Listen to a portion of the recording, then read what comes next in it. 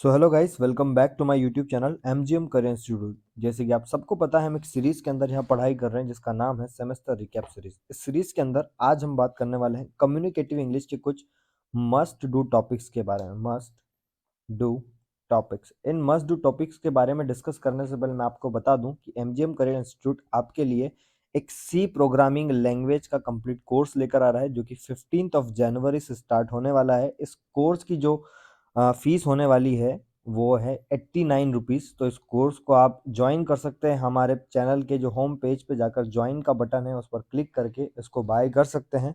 इस कोर्स के जो लेक्चर्स होंगे वो अल्टरनेट डेज में होंगे। फॉर एग्जांपल, अगर 15 को क्लास है तो फिर 17 को होगी, फिर 19 को। तो इस तरह से ये आप कोर्स में पढ़ाई करेंगे। अब इस कोर्स के अंदर मैं बात करूं तो आपको पूरा थ्योरी एक्सप्लेनेशन दिया जाएगा, उसके साथ में प्रोग्राम्स बनाना सिखाया जाएगा और उनका इम्प्लीमेंटेशन भी सिखाया जाएगा।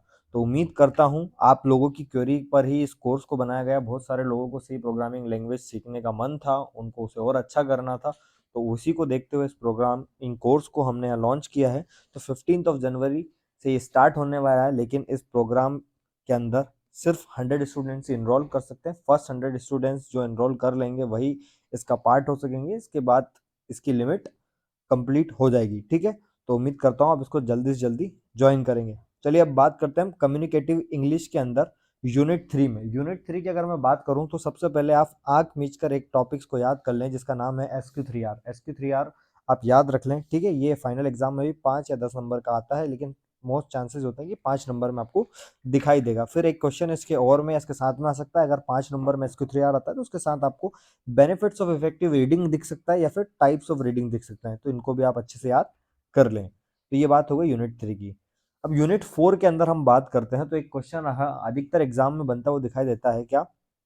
प्लानिंग, ड्राफ्टिंग, एडिटिंग के ऊपर एक शॉर्ट नोट लिखने का। इसको आप एकदम अच्छे से याद कर लें, ये क्वेश्चन हर बार आने की प्रोबेबिलिटी रखता है।